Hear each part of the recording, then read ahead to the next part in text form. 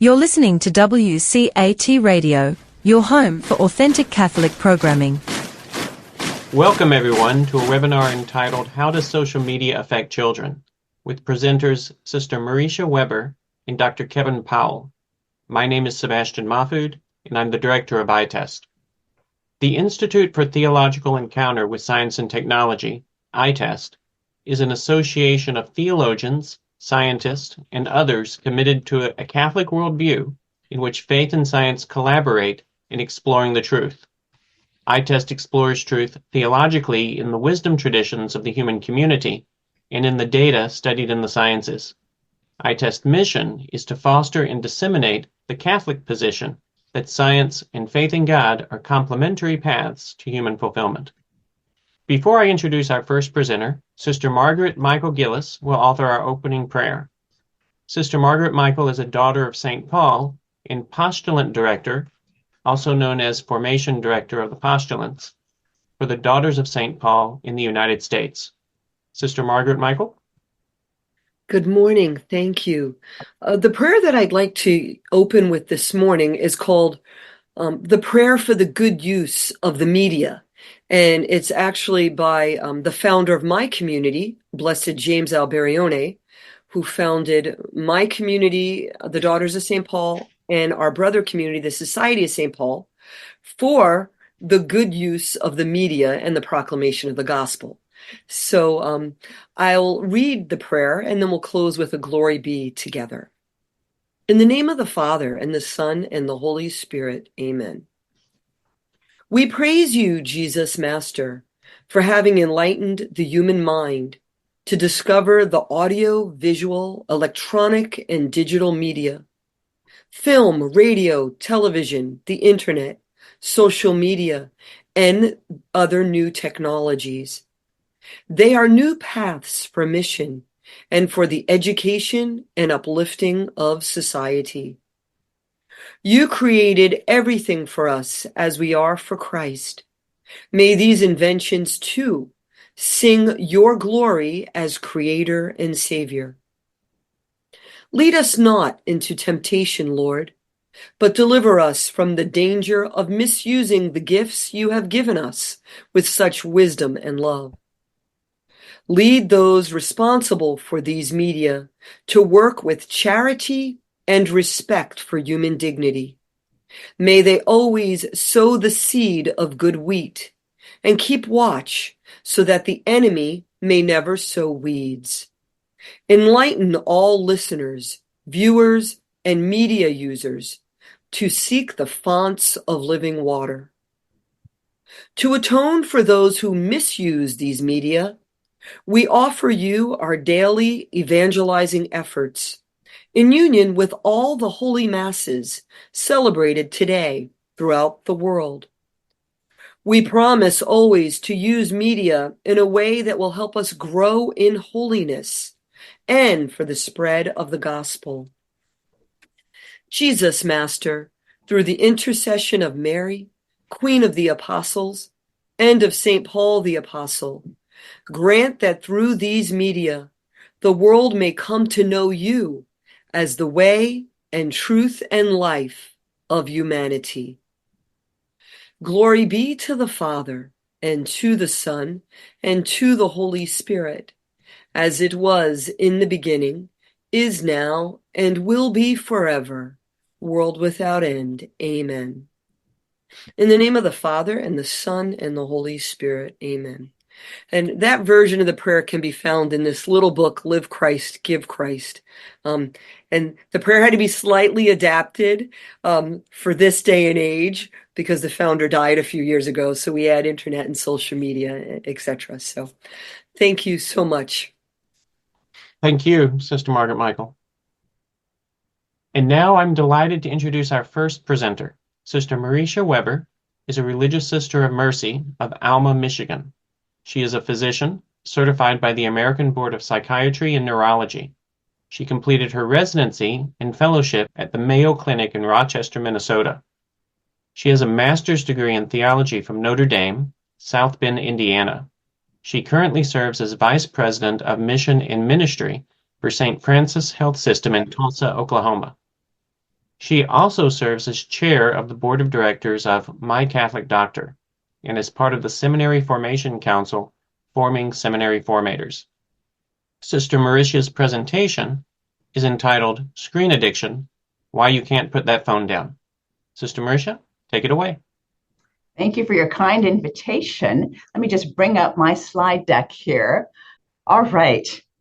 Well, thank you for your kind invitation. And I have the privilege of speaking to you about a very important topic that is affecting all of us today, both tremendously in helpful ways, as well as some ways that are detrimental. So I will consider some of the statistics and psychosocial effects that are related to the use of electronic media. I want to look at how excessive use of media is altering the brain in ways similar to substance use disorders. And I'll address some of the challenges that we're finding that place our increased reliance on screens, but how to put it now in right balance. That is our relationship with God and with one another. So I'd like to start out by saying, first most, the Catholic Church embraces all that is good in new internet technologies and seeks to really engage us in media as a means of inviting persons into a deeper relationship with Jesus Christ.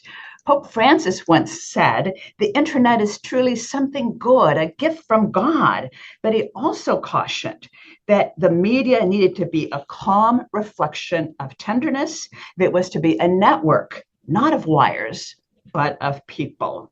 So despite the many benefits that we have of screen time, there is a downside if too much or too soon exposure becomes a daily routine. So there's a document that came out by the U.S. Attorney General on May of 2023, and he entitled it Social Media and Youth Mental Health. And he did so because after consulting many experts, their research revealed that while social media offers many benefits, there are ample indicators that social media can also harm children's well-being. And so he wanted to really look at this more closely. And so the statistics that his advisors noted that are also printed in this advisory include the following. 95% of teens use social media. 1/3 say they use it constantly. 1 in 3 say they use it beyond midnight. Teens who use social media more than 3 hours per day double the risk of getting depression and anxiety. And this is particular concern given that the average time kids use social media is 3.5 hours per day. 1 in 4 kids spend 5 or more hours per day on social media, and 1 in 7 spend more than 7 hours per day on social media. So he told CNN that our children have become unknowing participants in a decades-long experience. He added that while there's more to learn, we know enough that we need to take action to protect our children. And we also know that screens use has exploded even in very young children. There's a study by the American Academy of Pediatrics that looked at when children at a young age are first exposed to media. And what age do you think that is? I just let you privately just kind of say at age, Well, actually, this study said that they began to interact with media at 2 or 3 months of age, very young. And a high percentage of them by age 1 are using mobile devices on a daily basis, playing games, watching videos, or using apps. So what are some of the effects on human behaviors related to the growing frequency of media in kids and teens?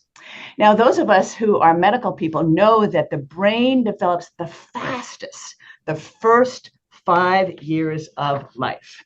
And so there's a recent pediatric journal, the JAMA Pediatrics, that looked at the brains of 3 to 5-year-olds using a diffusion tensor MRI. It's kind of a high-tech MRI. And they found that kids who use screens more than 1 hour per day without parental involvement, this includes TV today because it's much more high speed than it was decades ago, had slower white matter development.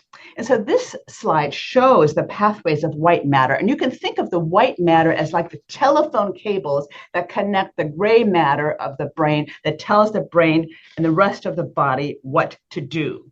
And what they found looking at these children 3 to 5 years old using screens more than 1 hour a day without parental or adult participation in that had more disorganized and more underdeveloped white matter tracks throughout the brain. So if you think this is the relay station that's supposed to effectively send messages, but because of all this visual and auditory stimulation at a young age that they can't cognize and process, it's like putting all this data that's not being integrated, and it sluggishly slows down the movement of those stimuli, that data. And so then the tracks literally, physically, physiologically then are more disorganized and underdeveloped.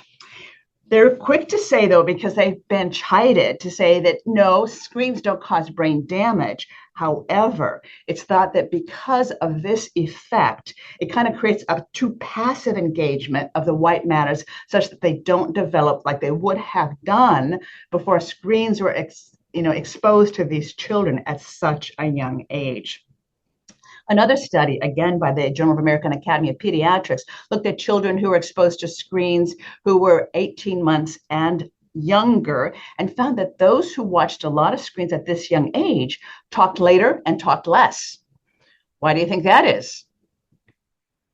Again, so much of what is on these screens is not appropriate for the cognitive capacity of such young children.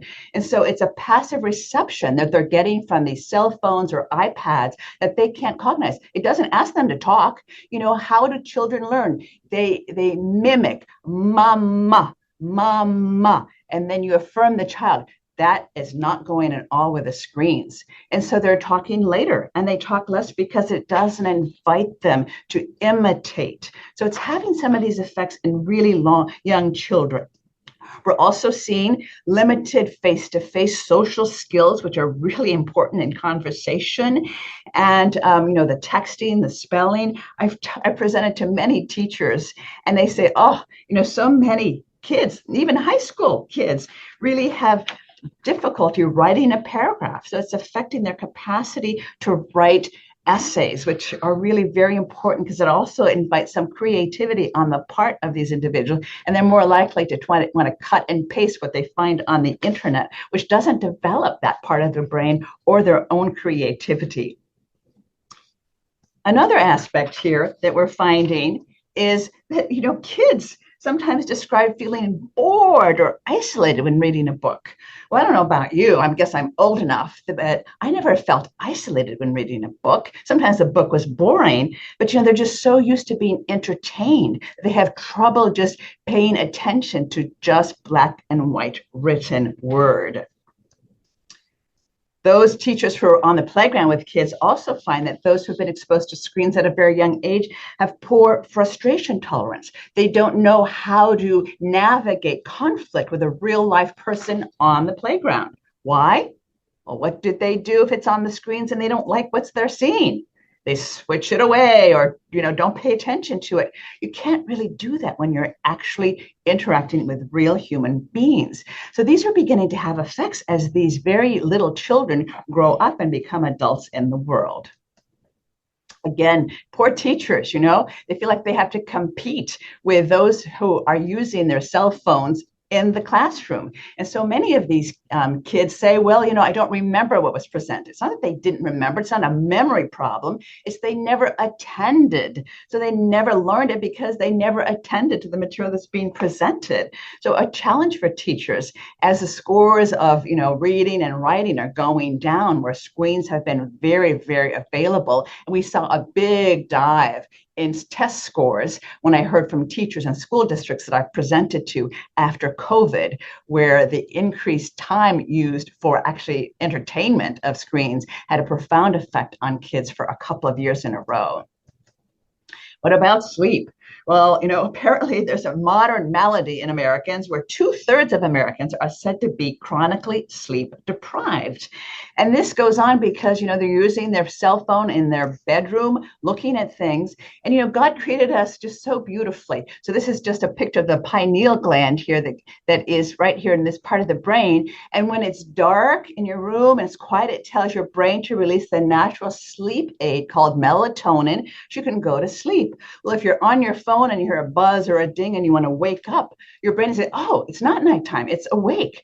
So people then are experiencing disrupted sleep architecture, less restorative sleep, and then less benefit from the sleep that they are getting, as well as decreased amount of sleep because they're staying awake longer, on their phones.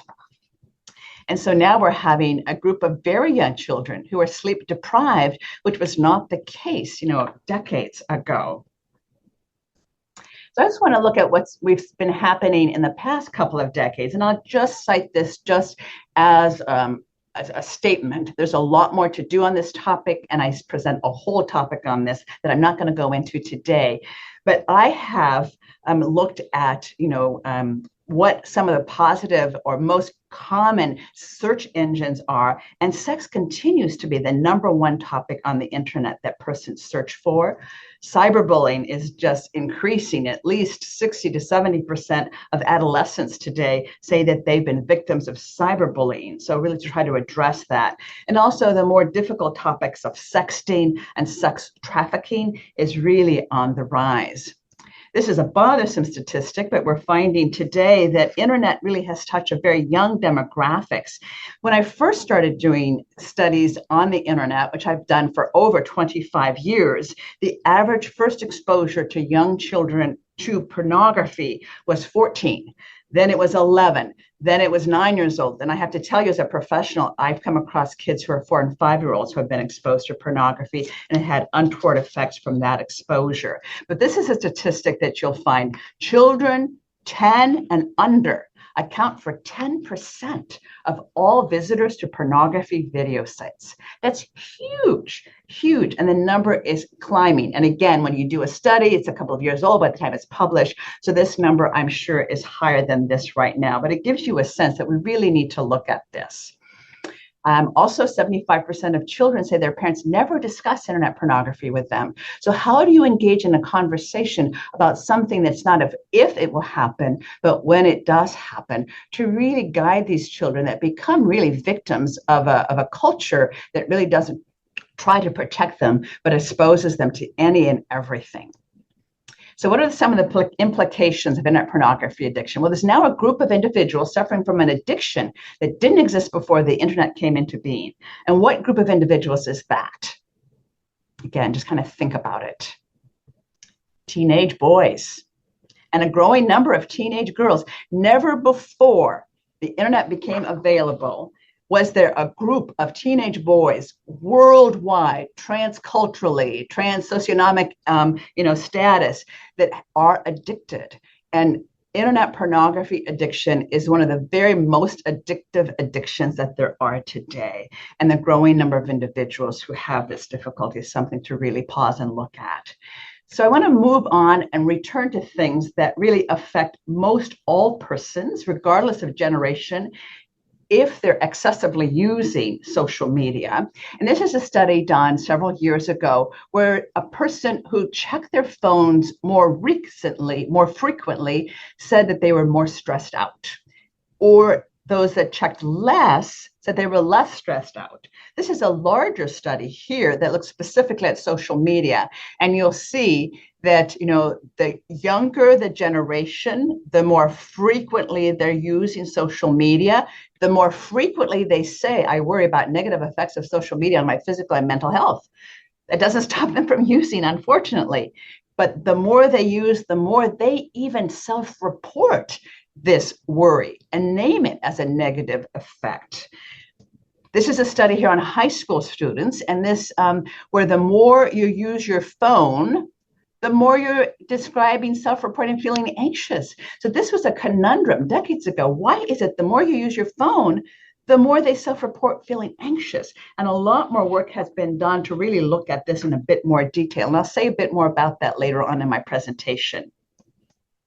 This is here is a study on 8th graders done by the Youth Risk Behavior Surveillance Study, one of the CDC studies that looked at, some of the behaviors of 8th graders, and it demonstrated those who spend more time on social media, gaming, texting, video chatting on their phones exhibited more depression and anxiety than those who played sports, went outside, attended religious services, and interacted with real human beings. So again, if more activity during the day is virtual, those 8th graders self-report higher symptoms of depression. So, these devices have spawned a novel 21st century neuroses, FOMO, fear of missing out. For all the power to link persons day and night, social media has exacerbated the age-old problem of feeling left out. But the fear of being left out is also having a profound effect on self-esteem, contributing to feelings of inadequacy. Here, this is a study done between 89 to 2015 on 8th, 10th, and 12th graders who were asked a variety of questions. And here you hear these young people just beginning their lives, and there's just a skyrocketing, of around this time frame here, from 2010 to 2015, when they say, I feel like I can't do anything right. My life is not useful. I don't enjoy my life. And it really reached an all-time high during this later time that this study, looked at this. So there are many factors that are coming into play, the person's social experience, their life experiences, their educational, their socioeconomic experience, and also their access to screens. So I want to just ask you, when did the smartphone come out? The iPhone. Well, 2007, you can see it right here. So all of a sudden you're seeing this huge, steep incline of these self-reports when the iPhone came out. And in fact, today, teens, these are the iGens now, are less likely to leave home. Why? Because they're comfortable in their bedrooms. That's where they meet socially. And it's said that with the number of teens who actually gather together face to face to be with friends dropped more than 40% between 2000 and 2015. And again, you can see that since the iPhone was released, how many of them leave their home to socialize with friends, such that the roller rink, the basketball court, the town pool, and the local necking spot have virtually been replaced by these virtual spaces. And more young adults as well as adults now are describing having biochemical depressions. And I can tell you as a psychiatrist, if you have one episode of a biochemical depression, you're more likely to have another episode. You have 50% increased chance of getting depression. So if these depressions are occurring in much younger ages, they're going to have more bouts of depression. And about a third of individuals who develop a biochemical depression have treatment-resistant depressions that medications don't address yet. We're working on that, but we're not there yet. So depression and anxiety have many, many causes, and I've just said that before, but it's been kind of like a perfect storm with all these things coming together. This is a later study that goes up to 2020, looking at the emergency room admissions for self-harm and completed suicides in 12 to 14-year-old girls. And you see here completed suicides and those have cutting or self-harm behaviors, taking overdose of pills, a skyrocket, after 2012. So again, it's not just one thing, but it's many, many things that has created kind of a perfect storm. And I've presented to a lot of healthcare professionals in ER. I've had more parents who are nurses, who are social workers, who are physicians in the ER telling me, my gosh, I can't tell you how accurate this is. The number of teens that come to the ER every day, suicidal, because of the social difficulties they've had on the internet that they can't process, that's affected their self-esteem, is really climbing and a concern. So let's look at this. Let's take a deeper dive at this and look at what are now called behavioral addictions, because for decades, neuroscientists believed that only drugs and alcohol could stimulate an addiction.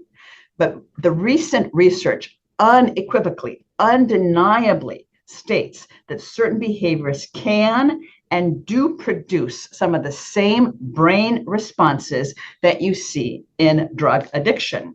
So I want to do a little bit of review of our neuroanatomy of the brain. So here's the brain, and God created us so beautiful. So our brain is just packed with 100 billion cells. And it said that there are about 100 trillion operations that the brain could make, sometimes a couple of seconds when we do something that's really complex. And the cells in the brain, this is like a nerve cell. I'm going to go basic here. So this is like one nerve cell. And here you see what it's called the myelin sheath. It's a fatty tissue that helps direct the neurotransmitters from one brain cell to another so that you get good communication. So it's part of the white tracts, for example, in this case. And so it's like the myelin sheath are like the plastic coating around an electrical cord. If that gets cut, the electricity kind of pokes up in these different areas and you don't get good electrical processing. So this is important. There are some diseases where persons suffer with a poorly established myelin sheath, like multiple sclerosis. So you can have somebody have trouble walking because their little neurotransmitters are giving stimuli to move, but it doesn't go to the next nerve of the leg, it goes someplace else. So this is a key aspect that we have in our brain. And this is the prefrontal lobe. It sits on top of my eyes. And we're the only creatures that God created that have such a developed prefrontal lobe. It helps us to learn, to be able to reason, to cognize, to plan, to direct our actions in a way that no other animal can do that God created. And so this is the teen brain at a construction. You can see the myelin sheath again. It surrounds the neural connections, increases the efficiency of the connections. Then there's also what's called pruning of these little connections here. So I don't know if you remember riding your bike, learning to ride your bike. You're riding your bike and you tip over and you go one side or another. Well, after a while, you get to know what the balance is and you get really good. Well, then what the brain does, it prunes all these little stimuli that you fell because you don't need that anymore. So it makes it more efficient and effective now that you've gotten down the tracks that you're using more frequently, which is the next little bullet here. Use it or lose it. The connections that are most frequently used become more efficient, and the connections that are not, really get removed or not as strong. So this is how God created us with such finesse, which I just so appreciate. So this right here, I'm going to talk a little bit about the reward circuit. This is like the right half of my brain. And this is a prefrontal cortex again, which is really key. It's kind of the seat of the emotional and executive functioning for planning, complex cognitive behaviors, working memory, judgment, inhibitory control, self-regulation. So it's really key. And then the nucleus accumbens, there's a 10% outer shell that releases, the natural endorphins or the opioids that are kind of feel good, like where you enjoy a meal or you've had good company of a friend, as well as also the ventral pallidum that also reduces this. But then there's also the core of the nucleus accumbens that reduces dopamine, as does the ventral tegmental area, which is key for having you seek, desire, do something that was pleasurable. So, these two pathways work in concert. And so when you see here the prefrontal cortex, you see how you have to develop a pathway. So you have to think about what you're doing here. If you've had a stimulation to seek something, desire something, want something that was pleasurable. This right here, this little lime green one, very simply, is kind of self-regulation. This is, I've had enough to eat. I'm no longer hungry. I've had enough to drink. So it tells you it's a self-regulation pathway, but you need to develop this in order to have this part of the brain develop a healthy self-regulation process, which really has to do with affective maturity as well as cognitive maturity. Okay, so let's say 45 years ago, a psychologist wanted to look at pigeons. They were already learning a little bit about dopamine, the seek, the desire, the want neurotransmitter. And so they looked at pigeons and how can we increase the release of dopamine in the brain? And he found that the more unpredictably the food pellets were dropped, the more dopamine was released. And so it's almost like the positive reinforcement of getting something that you want to have happen. So now you have Mark Zuckerberg, and he establishes Facebook. And so in 2007, he had thousands of people, who were using his social media, but he wanted people to use it more frequently. He wanted them to engage more. So what do you think he did in order to have people use his Facebook more frequently? His neuroscientists developed the like button. So people then didn't know when they were going to get a post or a like. So it's like positive reinforcements. It's the variable reinforcement. It's the unpredictable positive feedback. So you may not like what somebody posted after you posted something, but you want to check it out. So it causes you to release dopamine. And so, he did that. So now so many of the social media sites have now an interactive component that specifically triggers the brain to release more dopamine so that you want to seek, to desire, to do that which triggered the dopamine. It may not be that you like what you find. Again, you're already seeing kind of disconnect between the liking and the wanting or desiring pathway, which is really the stepping stone towards addiction. Remember your high school psychology class, Pavlov's dogs? Remember, he rang a bell. It was actually a metronome, but everybody says a bell. He rang a bell, put down food. Rang a bell, put down food. The dogs would salivate when the food was nearby. After a while, he didn't ring the bell. He didn't put the food down anymore. Rang the bell. What the dogs do, they salivated to a bell.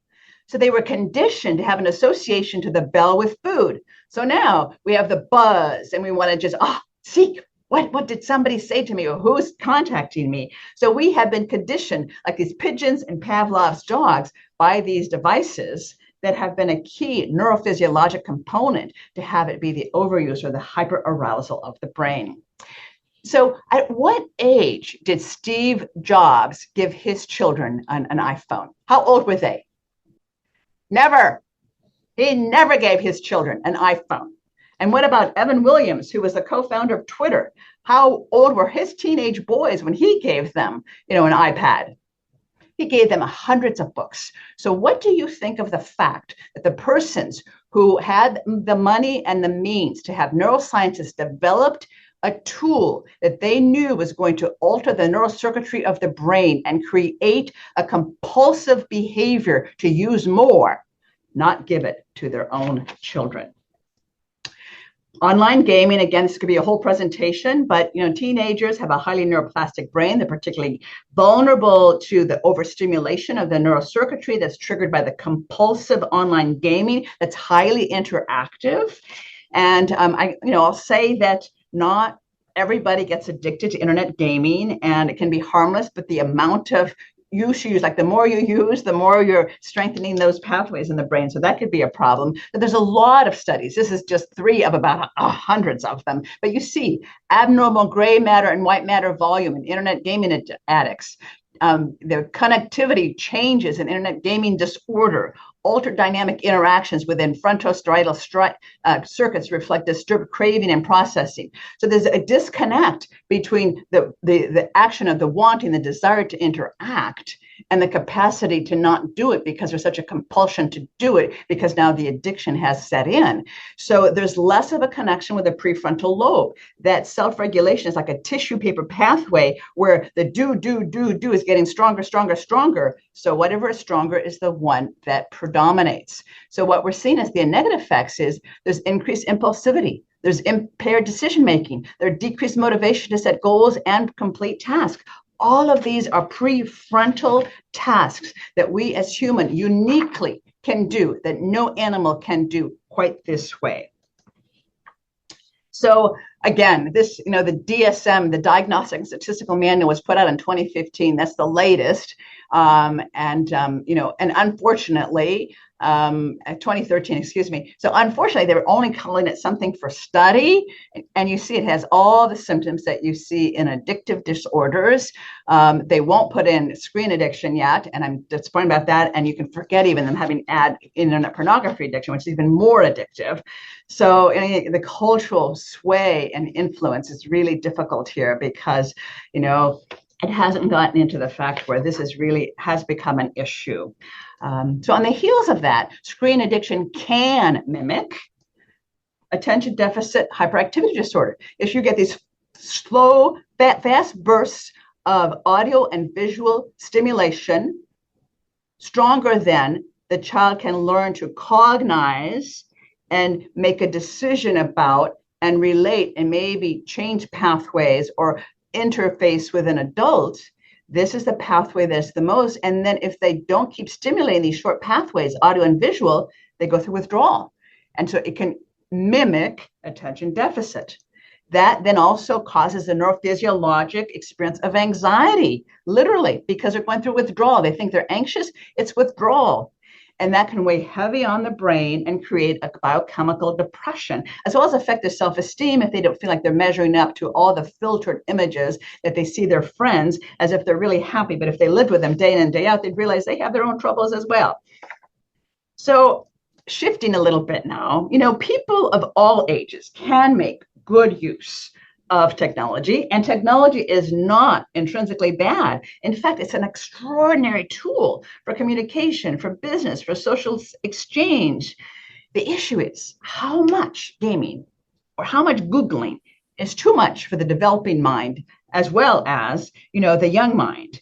And we don't really have an answer to that. We haven't determined specific answers, but we do know that a certain amount of limited electronic media can enrich the mind depending on the purpose and what you're using it for. And some can really affect the mind in a detrimental way. So what can we do about that hyper-aroused mind? What can we do to help address some of the effects that media has had on persons who don't even suspect that their brains have now a decreased capacity for self-regulation and maybe have an addiction and they've been victimized by something they had no idea was going to affect their brain this way? Now, I don't want to generalize. Each person is unique, made in God's image and likeness, and yet the effects of media contributing to some challenges in our desire to intensify our prayer life and our relationship with God and one another certainly is there. So what might be some ways that we quiet our minds? Even science today says that brain needs silence in order to be healthy. And there's a lot of scientific studies that are out for that. But one of them was one where they looked at the effect on the brain stimulation of mice on different kinds of music, like hard rock versus kind of calming music. And then while they were just changing the music, the researcher found that when there was no sound, there's a lot of activity in the brain. And she looked more specifically at that and found that the hippocampus had cell development. And the hippocampus is important for the laying down of more long-term memory. So silence is important to generate new cells that differentiate into neurons that integrate into the system. We need that quiet time to recognize what we're doing, to just integrate some of what comes our way. It also is important to reflect. If you have all this stimulation, auditory and visual, you can't pause, you can't ponder, you cannot pray to process something's happened during the day or call on God to just be present to you. It also helps you reduce stress if you have some silence, because as you've seen neurophysiologically, it continually hyper-arouses the brain, which is why they get anxious, because they're going through withdrawal. It's a hyper-stimulation. And we need it to process information, to kind of get things together. Because even when we're sleeping, our brains are working a mile a minute, processing things. We need time to integrate external information effectively. And our greatest needs to quiet our mind so that we can pray, so that we can develop a relationship with God, and we can build their family and our friends. And even Cardinal Sarah has a beautiful book on the power of silence. And he says, I do not mean simply to not interrupt what someone else is saying, but an interior silence. Without silence, God disappears in the noise. And this noise becomes all the more obsessive. Why? Because God is absent. When you have so much stimulation, you can't get quiet enough to hear that really special voice of our Creator. And so I think this is so key and so true. So what are some suggested practicals for a healthy screen time plan? Well, here are just a few. Say no to notifications. They're automatic. They're going to trigger you to have a buzz or some sound for you to want to check, for you then to stimulate more of your dopamine. They'll make you want to use more and look more at your phone.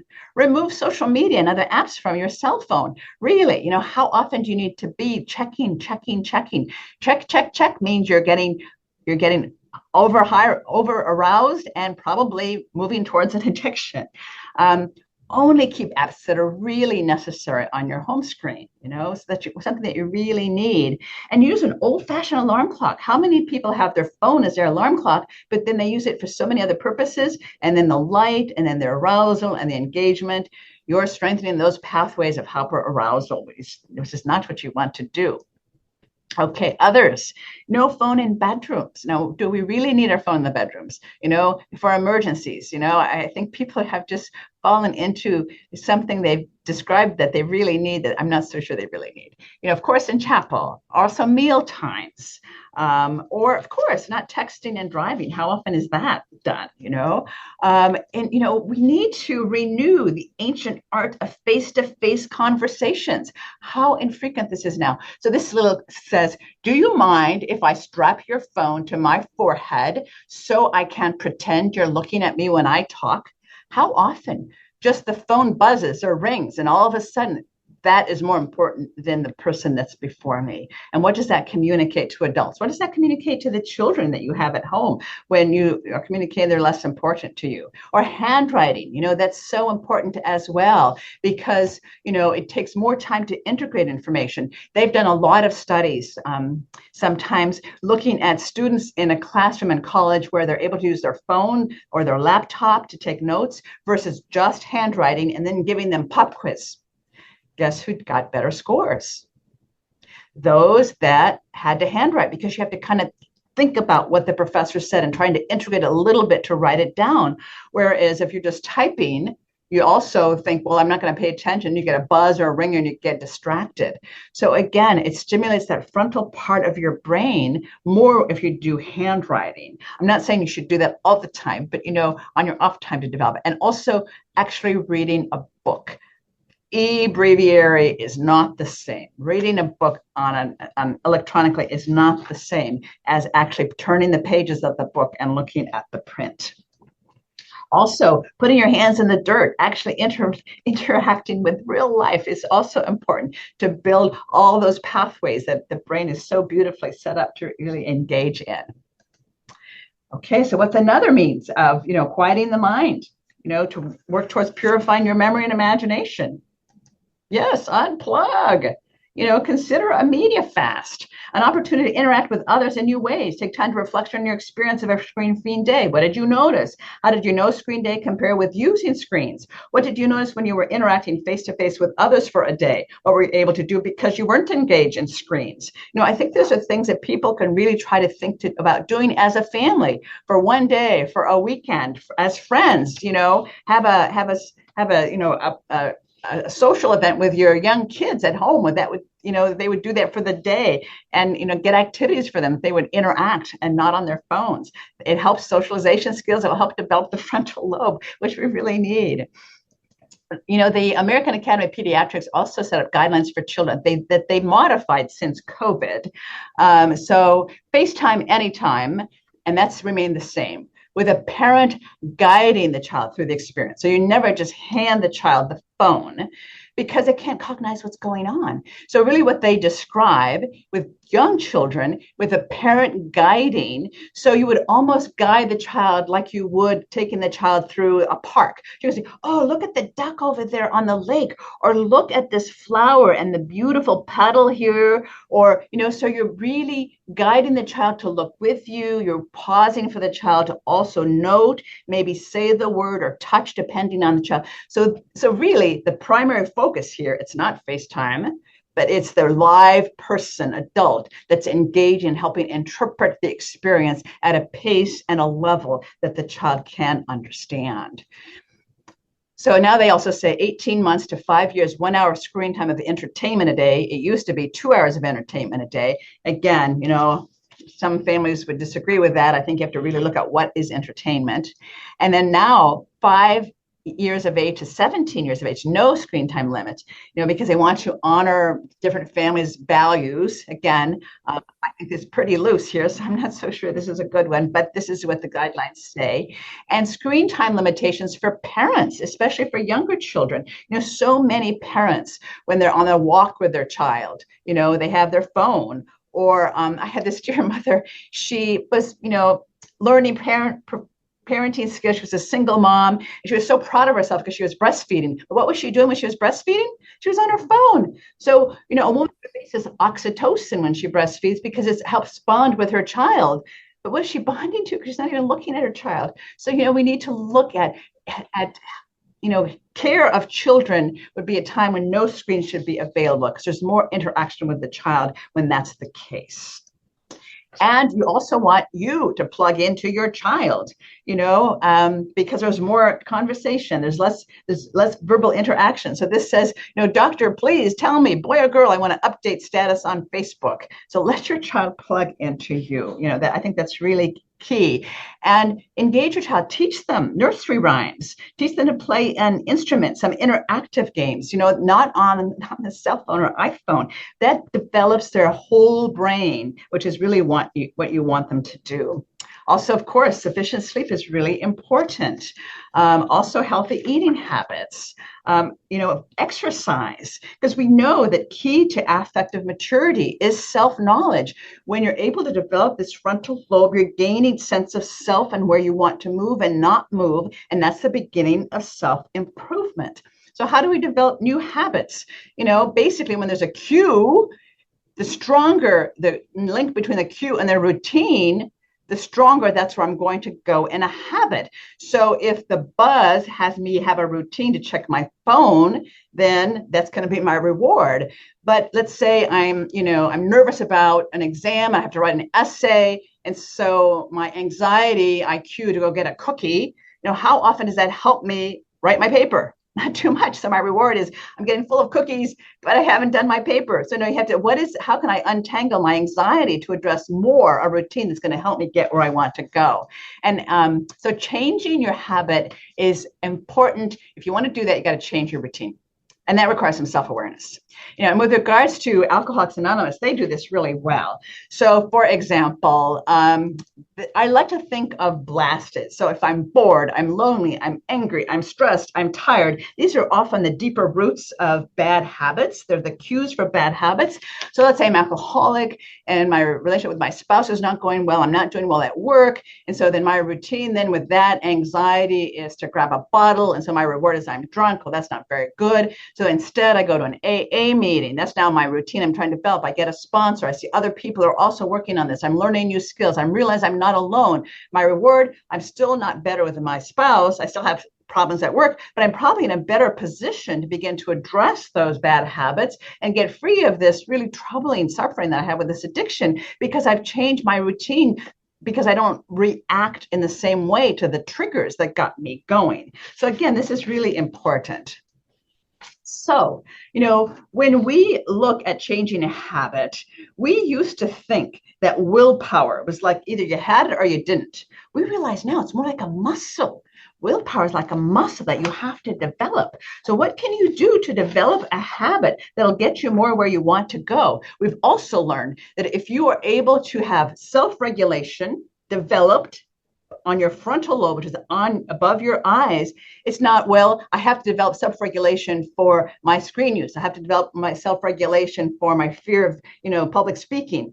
That self-regulation pathway is universal. So if you develop this more in one area of your life, it kind of floods over into all areas of your life. You're able to have more self-regulation in all areas of your life. So as you develop this, you're benefiting your whole lifestyle. But it requires you planning ahead. What is it that you can do so that you know where your triggers are to make decisions, so that this can happen at a better pace. So I'm going to close here with this little video that I hope you can hear. that is kind of a summary of some of what I said. It's actually on my page on En route Books and Media, because I had the privilege of presenting this topic many times because I couldn't go all the places I was invited. So I've written a book called Screen Addiction, Why You Can't Put Down That Phone. It's also been translated into Spanish by persons who were in the audience who felt it would be good for their audience. So this is on my author's page. And I also wrote a discussion booklet for parents, young adults, and teens that have been used by a lot of schools or parishes, with some facilitators booklet with a few more instructions. So I'll just play this a little bit, 5 minutes. Would you give a child an addictive substance? Would you let the child play with an addictive drug? Of course not. But research indicates that millions of parents unknowingly are exposing their children to something very powerful, very harmful, and addictive every day. When children play video games, use social media, or watch and interact with electronics, such as phones and smart devices for hours at a time, this screen time can rewire the brain in ways similar to those of drug addicts. And children can become dependent on these devices. Excessive screen time too early in life can be damaging and addicting. This is especially true during childhood because the brain is still developing, a process that isn't complete until a person is around 25 years old. We humans are created for love, for human interaction, not likes. And too much screen time for a developing brain can confuse likes for real human love. Let's examine how screen time impacts our brains. We've learned that intense and repetitive digital imagery modifies nerve connections, which alter how a brain processes information. Marshall McLuhan, a pioneer in the study of the effects of TV on the human brain, discovered that the number of images and the rate of their delivery can alter the person's response more than the actual content. That is, high-speed imagery stimulates the visual and auditory parts of the brain much more than turning the pages of a book. Prolonged exposure can radically change how nerves communicate information to other parts of the brain. One of the neurotransmitters that travels along the nerve cells in the brain is called dopamine. The brain needs dopamine to function properly because dopamine influences the pleasure center of the brain. The prefrontal cortex, located above the eyes, monitors the amount of dopamine, stimulating the brain's pleasure center to make certain no damage is done. Too much dopamine overstimulates the pleasure center and blocks the damage control function of the prefrontal cortex. An overstimulated pleasure center goes into withdrawal and craving, just like an addict. Screen time, such as social media or games, makes you feel good because as others respond to your interaction, your brain releases dopamine. More electronic interaction results in more responses, which leads to more dopamine release. Too much screen time leads to too much dopamine and an overstimulation of the brain's pleasure center. But that's just the beginning. Behavior that happens unpredictably helps to make things even more addictive in some people. Emails, texts, Twitter, Facebook, Instagram posts, and game scores arrive at random. Just like when you win at gambling. You anticipate a response or reaction to your online activity or post, but you don't know when the next response will come. Because of its unpredictability, your brain anticipates the next release of dopamine. You want another message to come because your brain craves more dopamine, so you keep posting or tweeting. The same way gambling addicts continue to gamble. When people say they're addicted to their phones, they're right. People even display symptoms of addiction, including withdrawal and craving, increased anxiety, irritability, restlessness, impaired concentration, and depression. Now factor in something called operant conditioning or cueing. A chirp tells you about a new tweet, or a ding that informs you of a new Facebook post or email. The noise teaches you to anticipate a response before you even know what the message contains. These sounds act as a stimulus and, like a trained pet, conditions you to check the email, post online, or perform some other screen time interaction. This cueing through sounds increases the addictive effect. Withdrawal and craving from screen addiction can be so strong that just sitting in front of a computer or merely opening the internet on your smartphone can trigger a release of dopamine, which makes you seek more social media, even though you receive less pleasure from doing so. What started as pleasant screen time has become an addictive activity to keep you from feeling restless. That's why it's so important for parents to limit screen time with their children and set time boundaries that are strictly enforced. Avoid electronic media at mealtime and in bed. Discuss the basics of brain development with your children and test apps before your child uses them, or play the apps with your child. Digital devices are extraordinary tools for communication and entertainment, but too much screen time for a developing brain can confuse likes for real human love. It's important we teach our children to look into the eyes of another person and see someone worthy of love. Human interaction is essential for healthy human development. So let's guide our children, not to likes, but to real human love. I'm Dr. Marisha Weber for the Catholic Medical Association. This was actually done by a video animator. I had presented to the National Catholic Medical Association to 750 physicians one year, a variation of this topic. And so he was in the audience and said, I want to do some animated something or other. And Sebastian very kindly also put it on his on my book page and on his Onward Books and Media. So I'd just like to close here with a World Communications Day message from our beloved St. John Paul II, already in 2007, a prophetic, great saint. Media education should be positive. Children exposed to what is aesthetically and morally excellent are helped to develop appreciation, prudence, and the skills of discernment. Beauty, a kind of mirror of the divine, inspires and vivifies young hearts and minds, while ugliness and coarseness have a depressing impact on attitudes and behavior. In the light of truth, authentic freedom is experienced as a definitive response to God's yes to humanity, calling us to choose, not indiscriminately, but deliberately, all that is good, true, and beautiful. Thank you for this opportunity. So that's the close of my presentation, and I look forward to my co-presenter to present then next after an introduction. Thank you, Sister Marisha, for your presentation. And now I'm pleased to introduce our second presenter, Kevin Powell, MD, PhD, FAAP, a retired pediatrician who specialized in the care of hospitalized children. Prior to medical school, he worked as a chemical engineer in industry and academia, earning a PhD in medical engineering from a joint program of Harvard Medical School and the Massachusetts Institute of Technology. Alongside clinical care, for 18 years, he served on or chaired hospital ethics committees and was a clinical ethics consultant. His last academic position was on the faculty at St. Louis University in Cardinal Glennon Children's Hospital. He is Lutheran. Dr. Powell's presentation is entitled, How Social Media Affects Children. Dr. Powell, take it away. Thank you, Sebastian. Wow, that's something to try and follow. Maybe I should have gone first today. Thank you, Sister Marisha.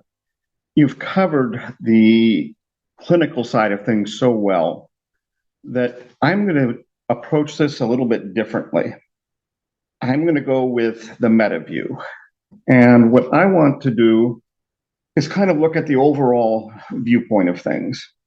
We have almost 50,000 suicides each year, over 100,000 deaths due to overdoses on drugs, and an incalculable amount of suffering going on.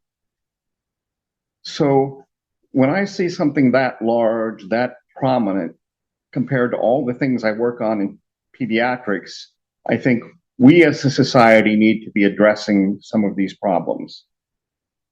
Now, when I've tried to look at doing that, I did present one time to a national committee of the ELCA Lutheran Church on religion and science.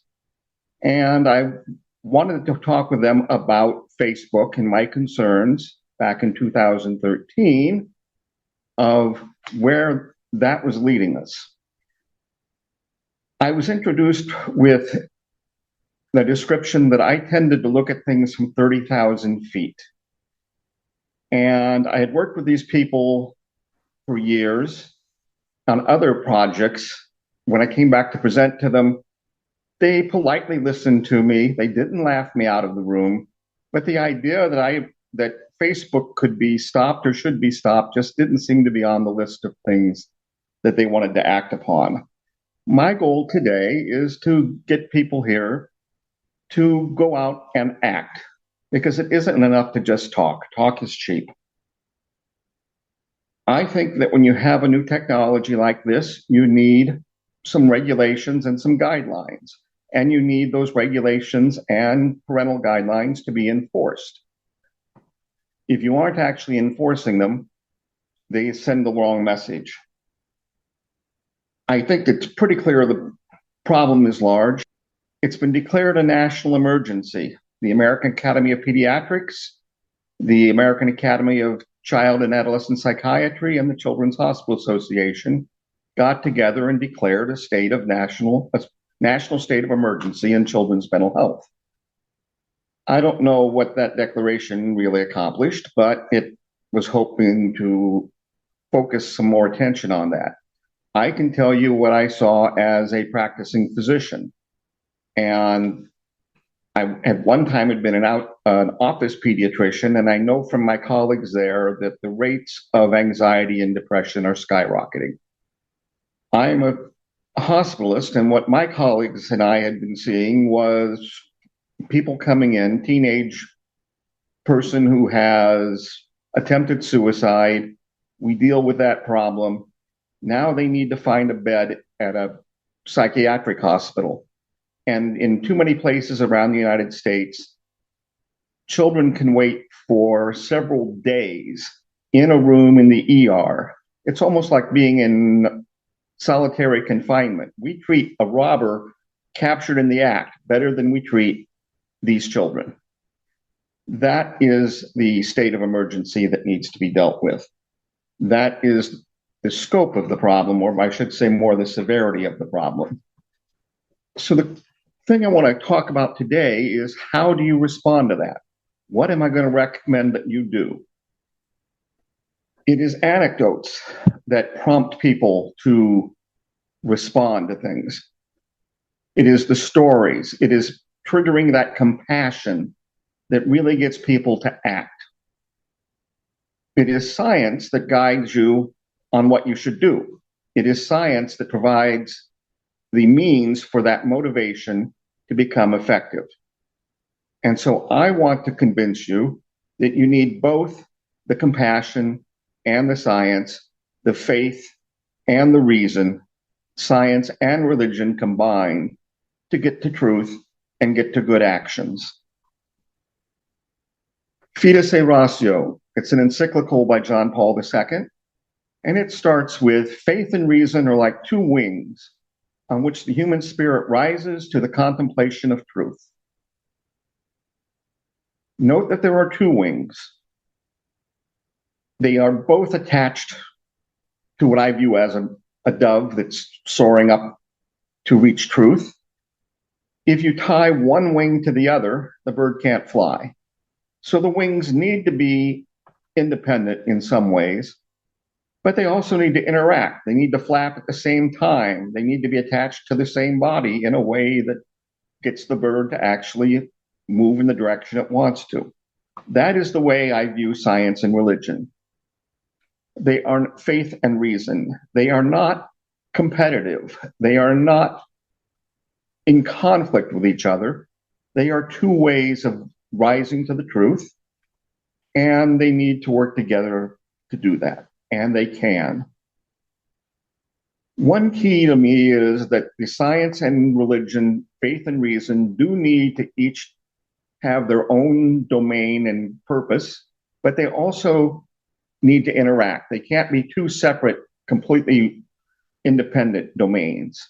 I do not want ideology tremendously influencing science and getting us bad science and bad conclusions. Likewise, I don't want science out there wandering off in whatever direction it wants without some moral guidance. If you need convincing on that, watch the movie Oppenheimer from last year. Much better than I will be at convincing you of that. This gives you some image to keep in mind that the two wings need to be in appropriate relationships. This is the chapel at MIT. The inside, there's a sculpture behind the altar and a skylight. A very nice place to be. This is the outside of the chapel. There's a sculpture at the top, sort of a non-denominational interfaith sculpture meaning something. And then this nice red brick circular building. And between the two of them, there is a moat.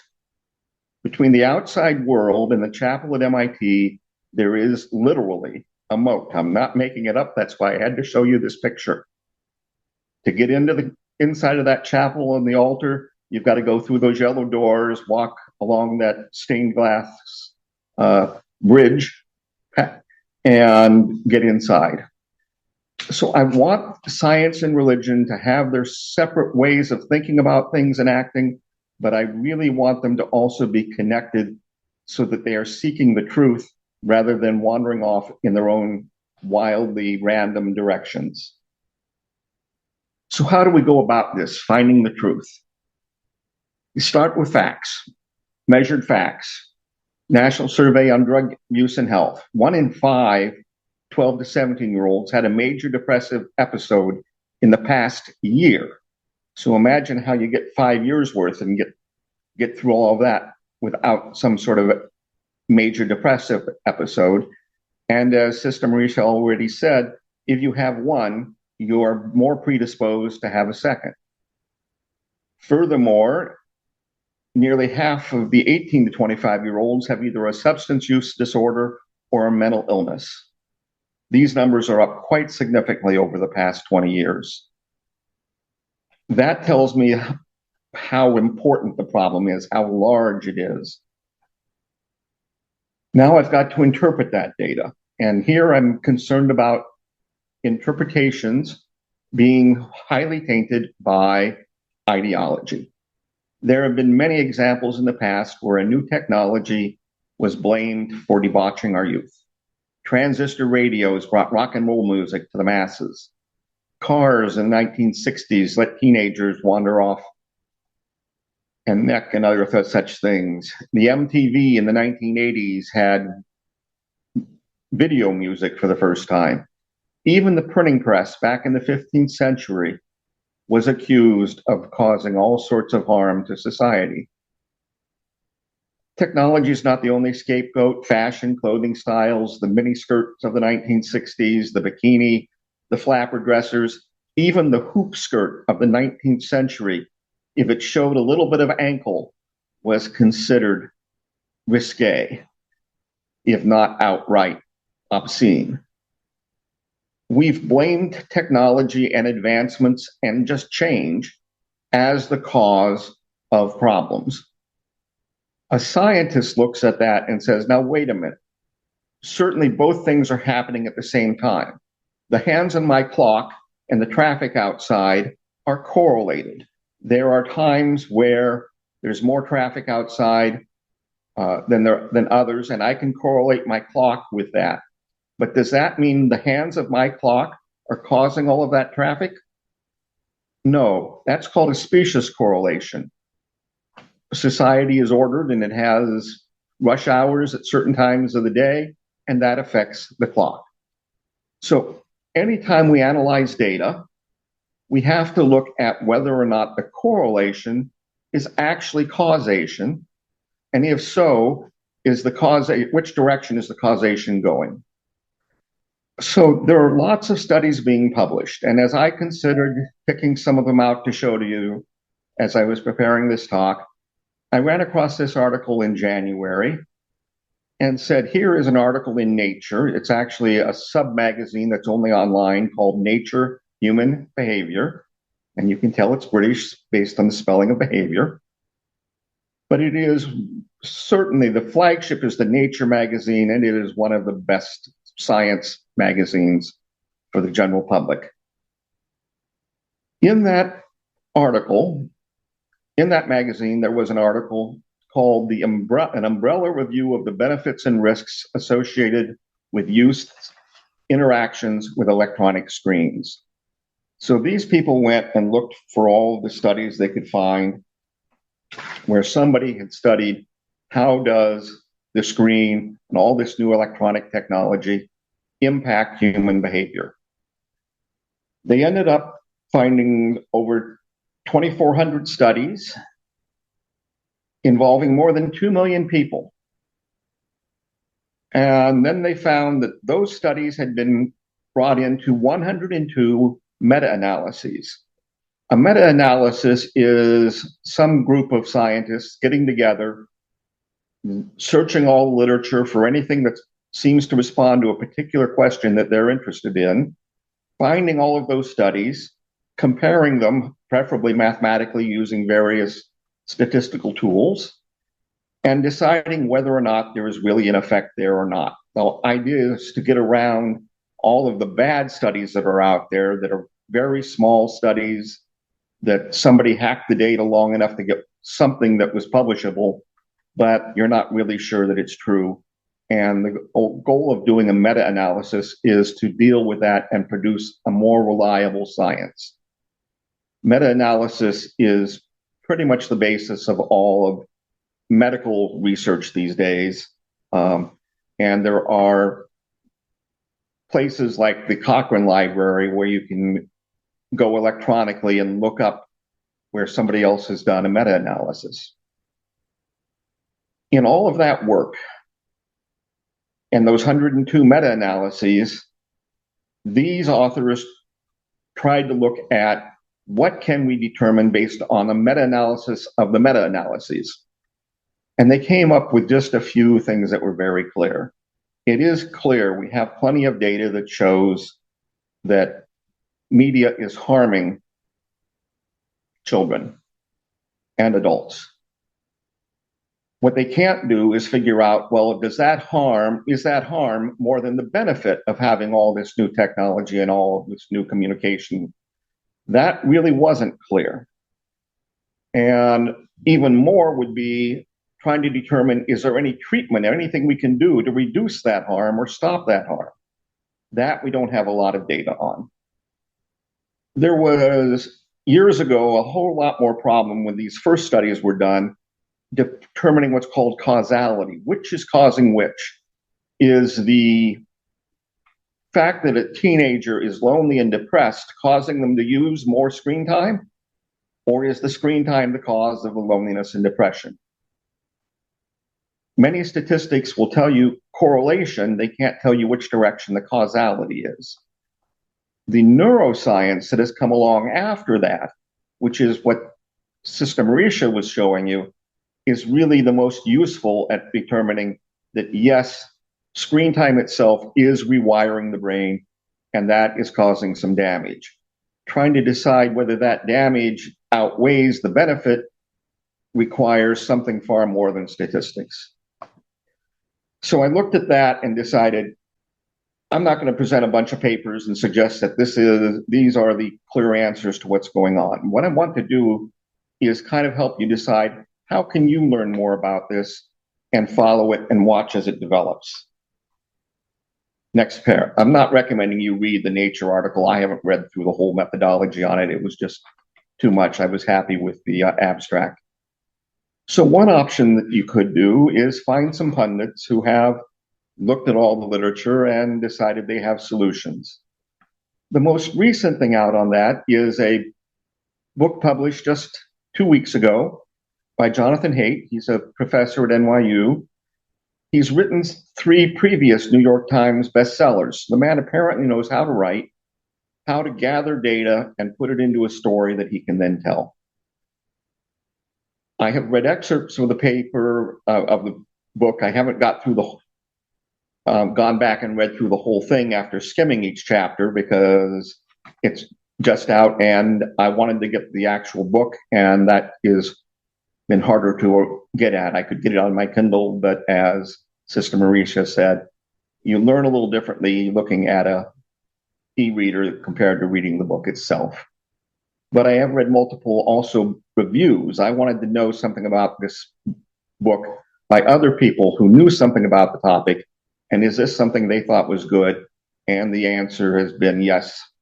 And if you look at the subtitle, How the Great Rewiring of Childhood is Causing an Epidemic of Mental Illness, one of his key points is that the brains of our children are being rewired by their interactions.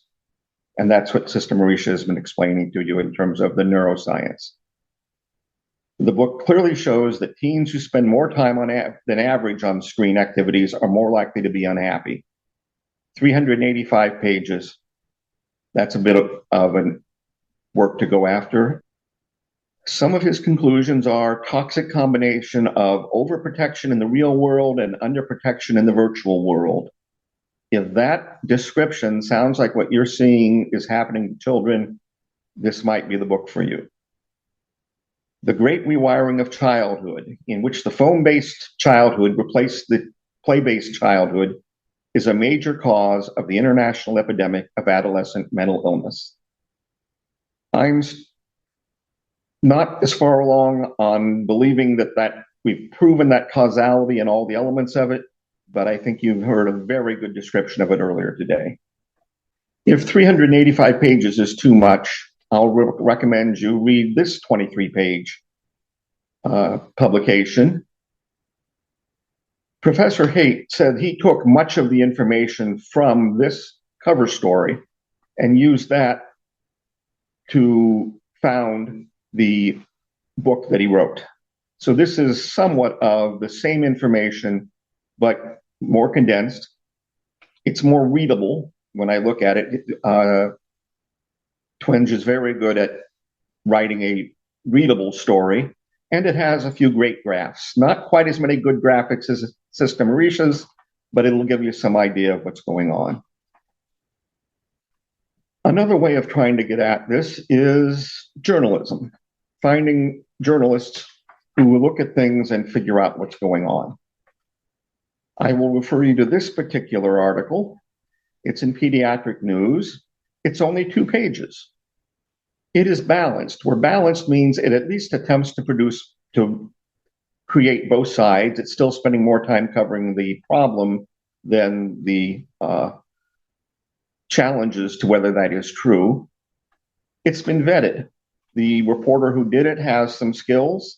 The editor who has looked at it had to say, yes, this is right. And these publications always consult at least one outside expert and get a comment from them about, is this right? Is it not? What can we do with it? What it has shown is that the effect is real. Clearly, the screen time is affecting childhood development. The causality is still not 100% certain, or more particularly might be the details of that causality are not as proven yet. And the evidence of a treatment benefit is limited. Now, as a physician, I'm very interested when you're going to tell me there's a disease to know, do you have a treatment, and is that treatment proven to be effective? And very few of these of the information out there yet has proven that things are effective. Full disclosure here, I happen to review a list of articles each month for this particular, we'll call it a throwaway journal. I am paid to glance at them and tell the editor, hey, these are the 2 I would suggest you put on the front page. This was one of them that I graded 5 stars out of 5, and I told him, yes, I would put this on the front page, except that we've had 2 previous articles on similar topics in the last 6 months. So it definitely belongs in the print version, but, and that's why I strongly recommend it. But for those particular reasons, even though it's probably better than the 2 that we published earlier on the front page, this ended up somewhere else. Go to the online part of it. You won't need to worry about that. The amount of money I get for doing that is too small to change anything that I would suggest, but I thought I should be clear on it. Excellent reporting. So the next thing you could do is go to some professional organization that you believe in, like the American Academy of Pediatrics. The American Academy of Pediatrics has just created the National Center of Excellence on Social Media and Youth Mental Health. And I really hope that when I first agreed to do this presentation today about 6 months ago, that this particular organization would finally have something for me to present to you today. Again, disclosure, I'm a pediatrician. I've been a member of the American Academy of Pediatrics for nearly 30 years. I've paid them about $20,000 worth of dues. In that time, I have been on committees and worked on various projects. But I've also become a little jaded toward the organization because I'm finding that some of the science is getting influenced by a progressive ideology, and that always worries me as a scientist. So far, however, I've got 0 pages to show for you on that. There is a position paper from back in 2013, which I find about as relevant as the Magna Carta that was signed in 1215. It just doesn't describe what's going on today. And that had some limits on screen time, and Sister Marisha had mentioned those, but the amount of science that is behind those recommendations is very small. I think it is better to describe the point: we don't know how much is safe and how much is not. We don't know who's going to get addicted and who's not. On the other hand, it's an important technology, so we're going to have to figure some of that out. And it would be nice if there were some guidelines and some money to do that. So keep an eye out for that. I really think that professional organizations is one place to find some good information. Even better is to find professionals who do this for a living. I may be a pediatrician, I may have a PhD in medical technology, but that doesn't mean that this particular area is my area where I have spent the most time. We planned this today to have Sister Marisha explain that this is her field, and you've had a chance to hear from her. And so if I were to give you a choice between reading Haight's new bestseller with the New York Times versus going back and listening to her presentation, personally, I'd suggest listening to that again. So let me describe once more the scientific method in medicine. We collect data, we analyze it, looking for correlations and paradigms. We try and determine causality based on a p-value. But that p-value really only tells us whether the correlation is strong or not, and strong enough to be better than just random chance. We look for mechanisms that may explain causality. Which direction is causality? We draw conclusions that then pass peer review. We propose treatments. We then measure the treatment efficacy in those studies with some studies. And finally, we implement the treatment and measure the benefit in the real world. You need all of these stages. Much of what I see, and most of those 2,400 studies in the Nature paper, I can tell you are probably only doing the first couple things. They collected some data, probably not enough to be conclusive, found something that met a p-value that would get them published. And publishing is sort of like the dopamine for professors. That's what they need in order to get promoted and become better paid associate professors and full professors.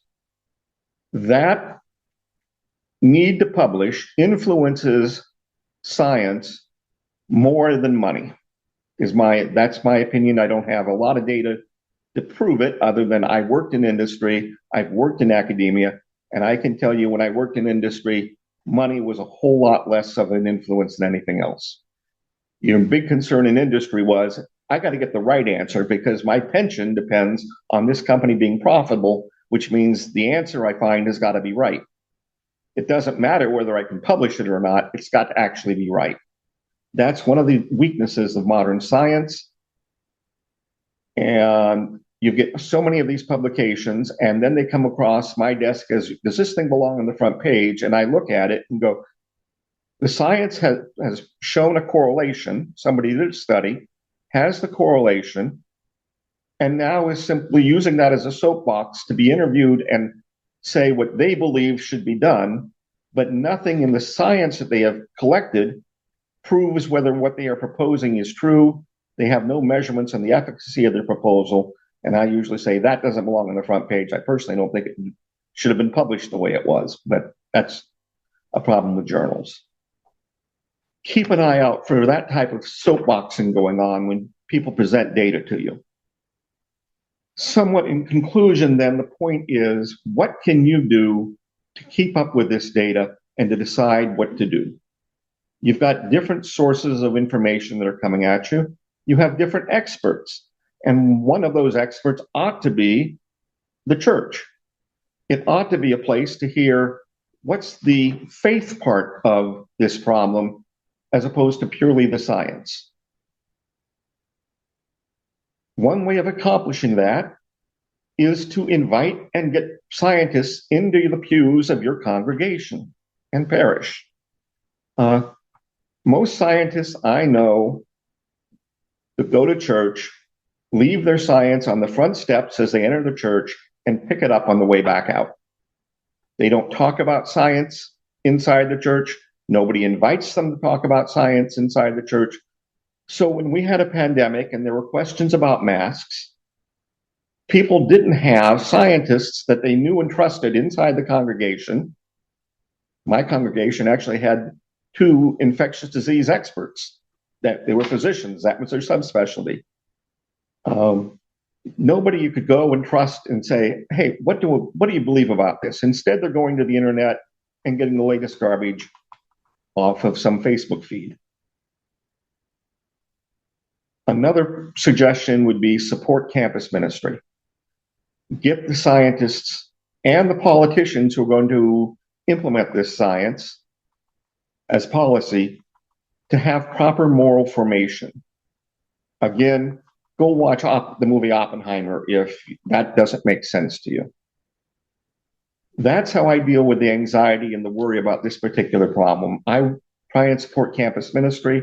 I try and teach people how to do the science and religion combined and try and move things forward.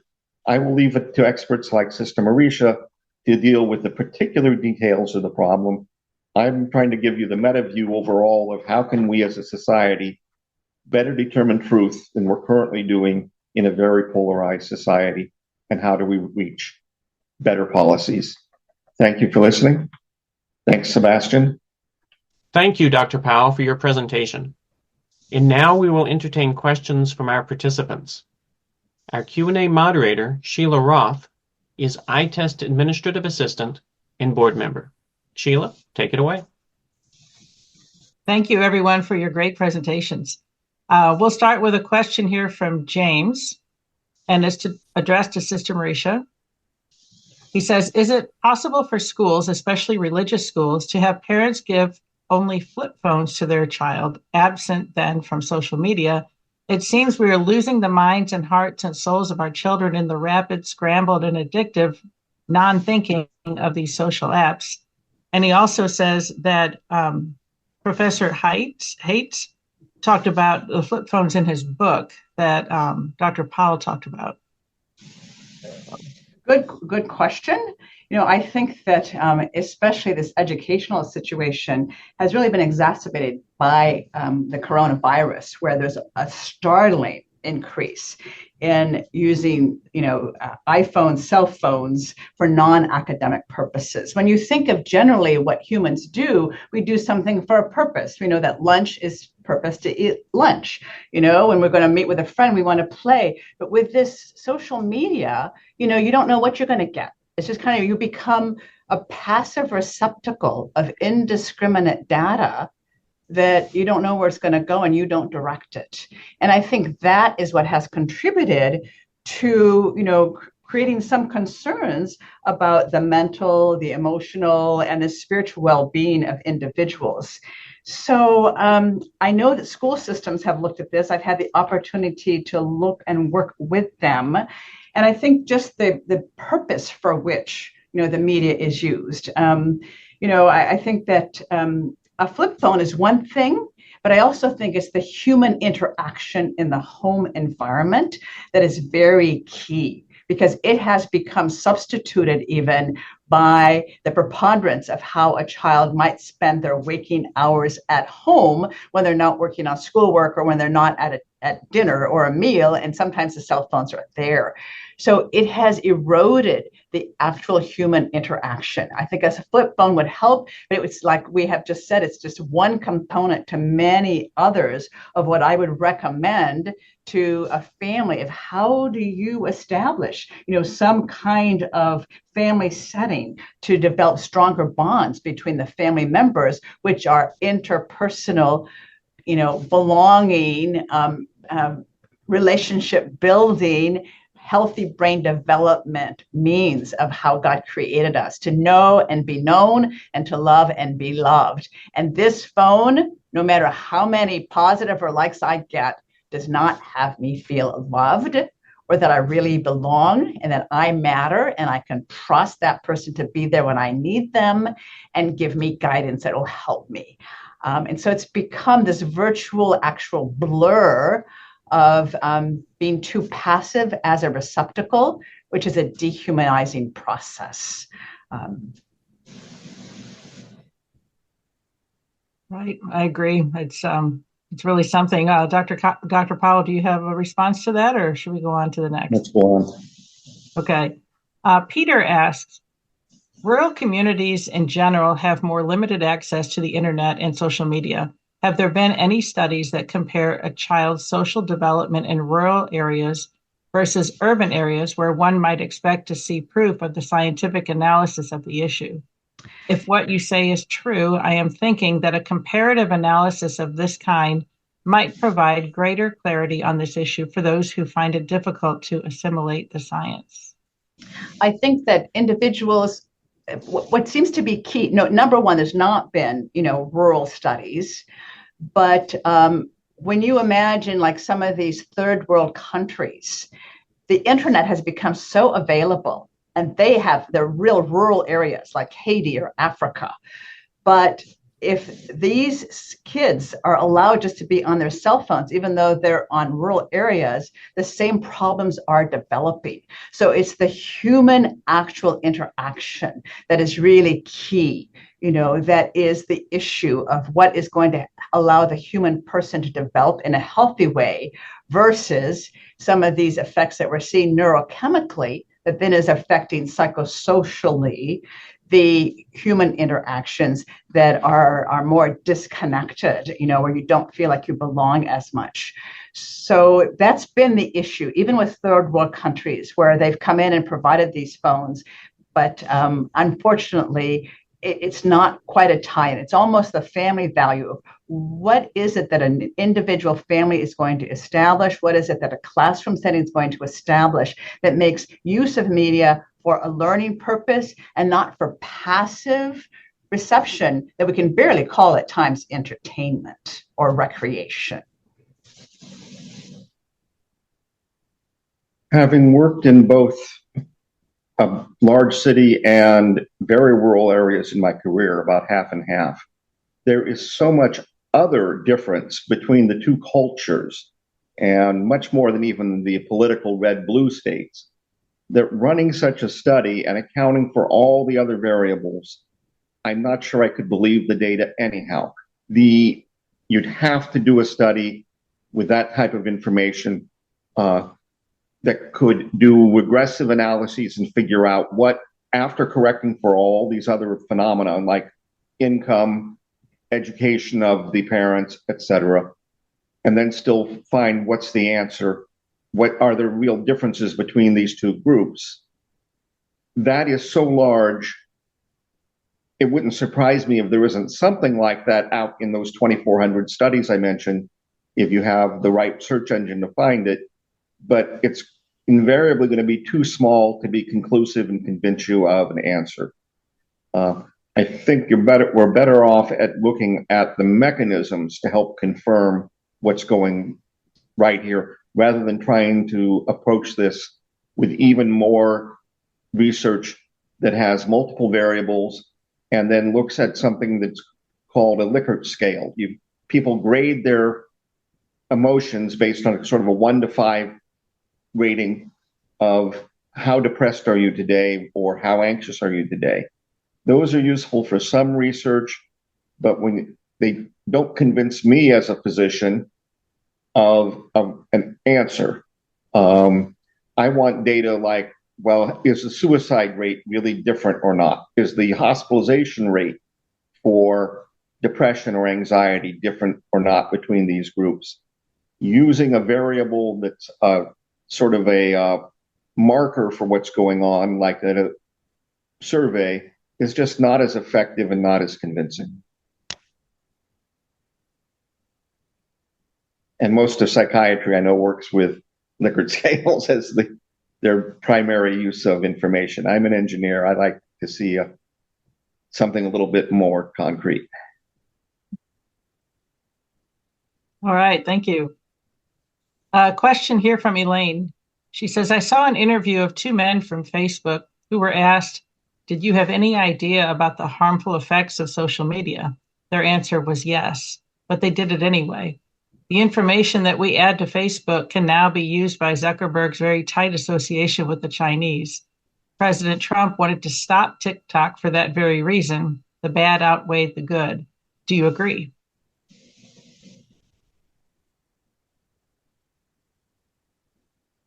I don't know, Kevin, if you want to answer, you want.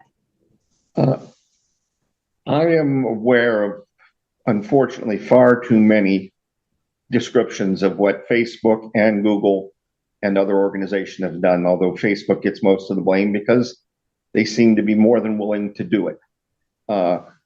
They truly understood what worked to get people to spend more time. They had the data.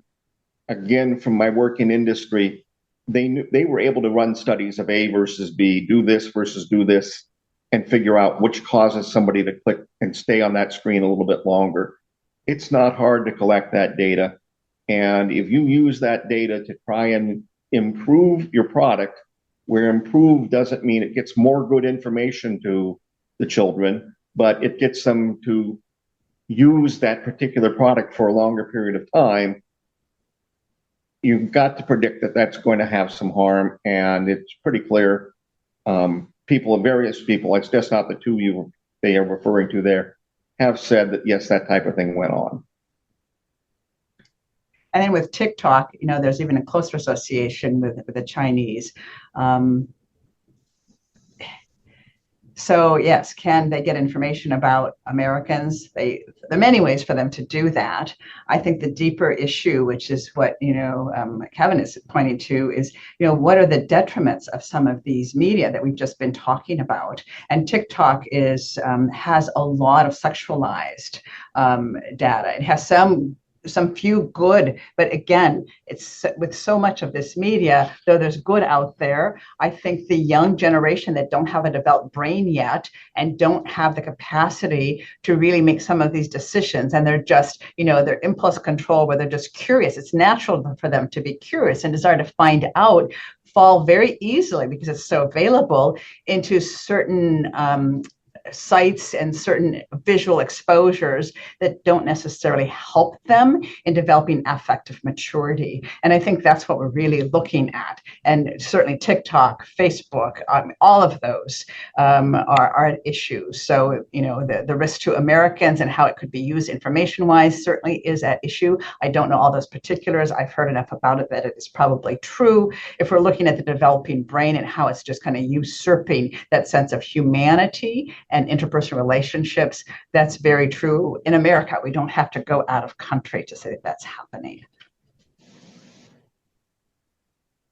All right, thank you. Question here from Tom on reversibility. What methods are available to reverse bad practices of the younger years? I'd be glad to say a little bit about that. Okay, so so basically, we can say, I get asked this question a lot. And I'm going to put it in the context of, when should a child be given, a cell phone? So there are benefits, to communicate with emergency situations, opportunities for social contact with peers, in accessing academic information, and wholesome entertainment. So those are good, but we also know that there are risks that we've talked about, the distractibility, which impairs academic performance, the sleep deprivation, the sedentary lifestyle, the cyberbullying, the addiction, the sexting, all of these things that we talk about. And I think parents have become frightened at all that their children can be exposed to. So they see it as a way to be more connected with their child when they're apart, but there's also a symbol of separation from these phones because it allows the children to be connected with many other people, some of whom they don't even actually know. And they don't have the prefrontal cortex development yet to really be able to, be guided and have an oversight of what's helpful or not helpful. And so I think that what I recommend for families is to do things that we used to do, before the internet became available. How do you kind of build some of this? So if they're already involved in using the phone, then you can still do some of these things. But I would recommend, before you give a child a phone, as a preteen, don't give the child the phone too early. It's so talk to them about the programs. Tell them this is not a toy. Talk to them about how do you speed dial in order that they can get the emergency numbers that they really need, so that you are an ongoing conversation with them about some of the dangers. Tell them they shouldn't be afraid to tell you if they access something that's embarrassing to them, and have kind of an ongoing regular conversation with them.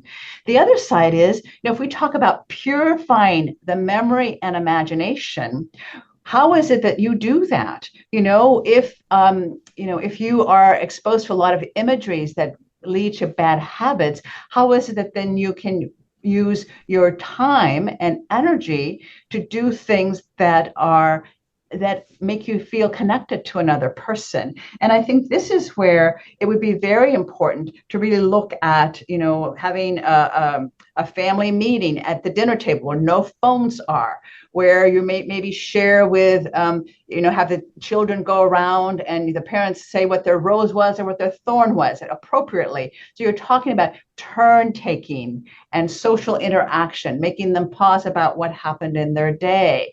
I also use a technique where I have somebody try to purify the memory and imagination where there's, 5 senses, because we can't intensely concentrate at 2 things at once. So if you have these impure images coming up, which often happen if you have become involved in that addiction, or you have these other images and you can't stop, how is it that you then can take like at least 2 seconds to deliberately look at something? 5 things that I see, and see like the crown of Our Lady here on this picture in my office, and then, see the clock ticking. So you're taking 2 minutes to intensely focus. You are now directing, you're regulating your attention. And 5 things that I hear: the echo of my voice, maybe the movement of my feet, someone else in the room, or 5 things that I feel: my feet on the floor, the glasses on my nose, and if there's a smell, if I'm in the kitchen. And I have people practice that in their daily activities, like when they're cooking or when they're brushing their teeth or when they're out for a walk, because you are then actively engaging your senses, which is to push away the distractibility of all these images, which is the withdrawal that you're experiencing, the anxiety that you're experiencing, and trying to develop that prefrontal cortex of self-regulation and placing imagery and sound in a more goal-oriented, focused fashion. Now, this takes a lot of time over years. I've worked with persons who had severe addictions to internet pornography and screen addictions. And when you look at centers that treat screen addiction or gaming addiction across the US and in other countries, what they do: no phones, no TV. They learn how to do laundry, go outdoors and chop wood, play ping pong, do common work projects, do dishes.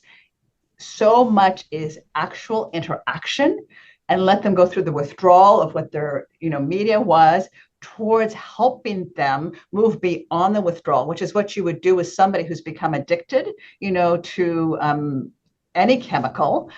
Sometimes, though, because it becomes so addicted, we also know that antidepressants or anxiety medications can help. It's not the panacea, nor it should be primary. And if someone is really that far gone, then they might benefit them. But that's what has been an effective treatment. The key thing is, just like any addiction, when you go back out in the world, there's still alcohol, but more prominently, there's still screens, but persons who are at work, doing work on the computer, which probably is everybody on the screen, if we use it for a purpose of working, we're not becoming addicted.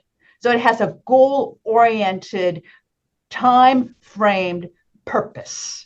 It's not just passively, supposedly being entertained. I think it's just filled with a lot of things that aren't really even entertaining or pleasant. Sometimes it is. It's more stimulating visually and auditorily. That's where the problem is. So why are you engaging in screens? For how long?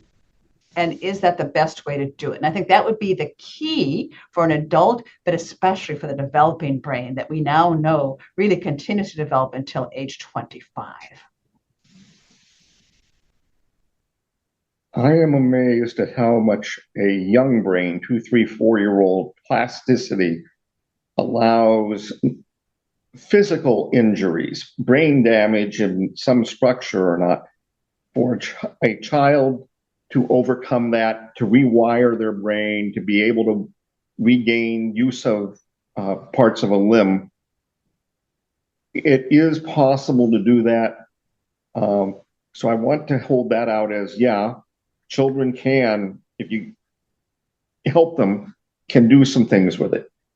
The wiring by the time you get to be a teenager, I don't have the neuroscience on that. I guess I don't have aware of.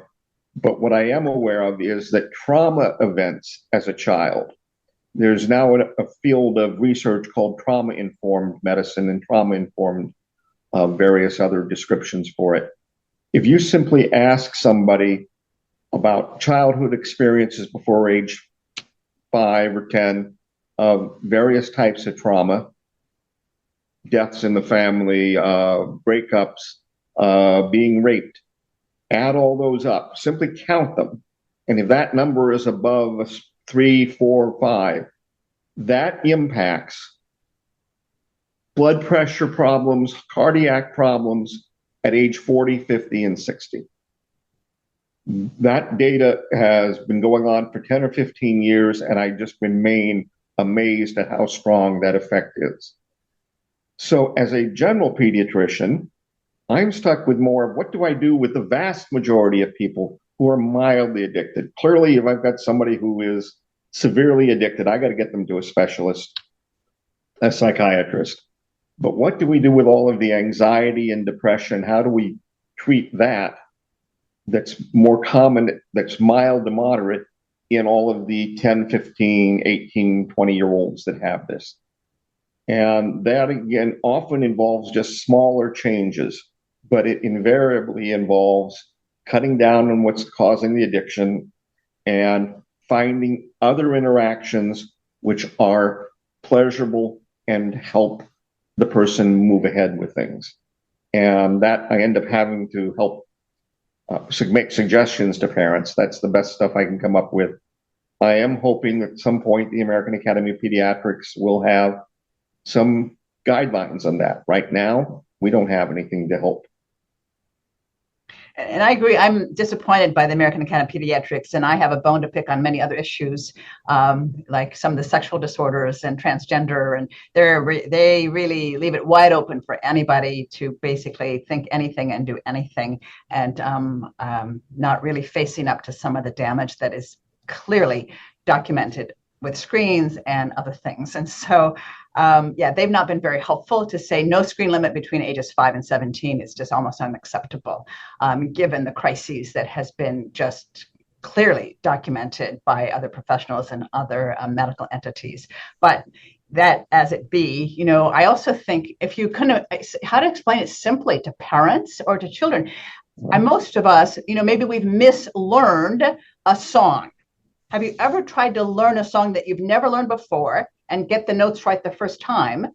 But then if you've mislearned certain notes in a song and you're trying to relearn it, or you're trying to play an instrument like, the guitar, whatever, it's much harder to relearn something where there's been some, missed notes that you've learned than something new. This is the same with the new developing brain. If we have already caused a disorganization in the white tracts, and a less efficient processing that is a sign of an abnormal development of the white tract formation, it's much harder to undo that for a healthy baseline. That's why adults who were born before the internet became available, if they become addicted, they have an easier time, supposedly. Now, again, with addictions, it takes motivation, it takes intent, it takes perseverance to do the things that are really going to help you to do that. And as we know, that's not always the case. If you want to lose weight or whatever it is, we fall out. But if you are consistent, the adult probably will have a shorter period of time to get back to a healthier reward system mechanism, because they were able to lay down a healthier white tract at the beginning, because they weren't already exposed to a deformative process that made it, problematic with, these early tracks that we see now in the 3 to 5 year olds, and how much time they are passively given a pacifier. But a pacifier would be not dangerous, as would the cell phone. It's the babysitter in the crib, and then the parent walks away. Or they gave, the child at their store to keep them occupied, a phone. How often have you heard in a store, the parent pulls the phone because they've gotten a phone call, and the child just has this just meltdown? It's just not human behavior. We are creating, this emotional reactivity in an extreme way. And when you talk about trauma, the scripting that these children are getting, again, I didn't talk about, some of the, more the risque behaviors of sexting and internet pornography, but there's a lot more aggressive behaviors between young people now that are much more sexually promiscuous, such that the scripting of what they expect to be normal or expected is young women, college women, have a lot of trauma with what is supposed to be intimacy, because it's all mixed up with just raw sex. And I think the cultural scripting has also been very detrimental to the dignity of the human person. So when you say it's not just one thing, again, I would underscore that there's so many elements that really are involved in that. But what is, I think, hopeful is, if it's not just one thing, we have the possibility of doing things to help with this. We can teach children other ways early on. Moral formation, everything you described about how things sort of get worse and worse over time is also true of somebody who never really learned good behavior to begin with. The sociopaths that go back to events at 2 and 3 years of age, and then that just piles on top of that. And again, as a pediatrician, I had to intervene on some of those and then just go, this is beyond me. So at one time, I asked the question of whether, if it was a question of whether this child have ADHD, could the child sit in a 15 minutes in a church and be quiet and listen? And the number of children that have that skill these days has dropped to the point where I just stopped asking the question. I also used to ask the question whether they could tie their shoes. Velcro came along. No child that can gauge anymore as being ready for kindergarten based on whether they have the fine motor skill to tie their shoes. And that's good. I think Velcro with shoes gave children independence. I love the new technology. Let them have it. And I, as a pediatrician, will figure out a different question to ask. But children need to be taught how to be quiet and how to not have to have constant interaction with a screen, and how to behave with other children. And the only way they learn how to do that is to actually do so. So we have an ability as a society to try and do positive things. Then again, I'm looking at what can I offer for parents, for people listening to learn more about this subject and keep up with it. And that was what I was trying to present. And links to all the things that I was presenting will be sent out, I believe, at with the product of this recorded session. Ways of looking for that information. So I'm not totally sold on the Haidt book. I'm not sure even how to pronounce his name, but it seems to have a lot of the information around the wiring of the brain. It's a way of going after it. Would I prefer that people keep an eye out for the AAP recommendations? Yes. Am I sold on the AAP getting everything right? Absolutely not. All right. Very good discussion. Go ahead, sister. I was just going to say, just like Kevin is saying, we need to educate, talk about a covenant with your children, make them part of the, decisions on how a phone is. It's not a toy. So, how do you have parental controls if you want that? How is it that you just develop, an opportunity for them to do chores together, to problem solve together, to do volunteer work together, to take family activities together, to even have a screen-free day and see what that is. Talk about some of the things, talk about sexting, educate them. So many kids have their phone at home. Use a landline. Do they really need to have their cell phone when they're at home? You are there, you're watching them. I think it gives persons to kind of pause and ponder so that you can monitor if your child's wanting to use the phone a lot. Are they having these dopamine surges? That is a sign that they're getting addicted. Can you talk with the child that this is what this means? So I think the education is really key. So we need to be intentional in teaching our children values, to guide them, to examine life and its mysteries of light, that the transcendent beauty of who they are, it's created of God's image and likeness. So again, I think that's what Kevin has underscored so much throughout his presentation as well. All right. Thank you so much. I'm going to send it back to Sebastian now for the closing. Well, that wraps up our Q&A. I'd like to thank everyone for your participation in this webinar. Thank you especially to Sister Marisha Weber and Dr. Kevin Powell for your excellent presentations, to Sheila Roth for moderating the Q&A, and thank you also to Sister Margaret Michael Gillis and Father Vincent Uke for leading us in prayer. In conclusion, Father Vincent Uke, retired priest of the Diocese of Trenton, New Jersey, will offer our closing prayer. Father Vincent? Let us pray. O God, as our understanding of human nature grows with the assistance of advances in technology, let us pray for the grace to keep in mind the teachings of Jesus Christ so that we can make use of all these discoveries to benefit the kingdom of God in this fallen world.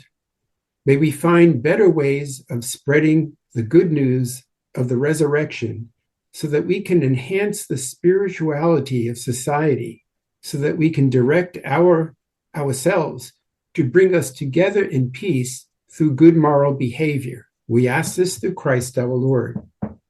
The Lord be with you. And with your spirit. May Almighty God bless you all, the Father, the Son, and the Holy Spirit. Amen.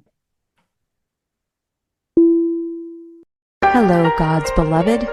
I'm Annabelle Mosley, author, professor of theology, and host of Then Sings My Soul and Destination Sainthood on WCAT Radio.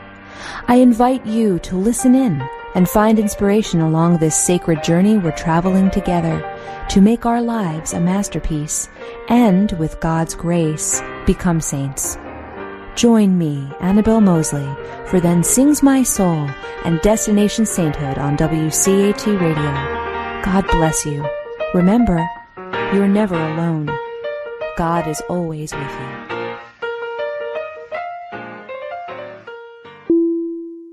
Thank you for listening to a production of WCAT Radio. Please join us in our mission of evangelization. And don't forget, love lifts up where knowledge takes flight.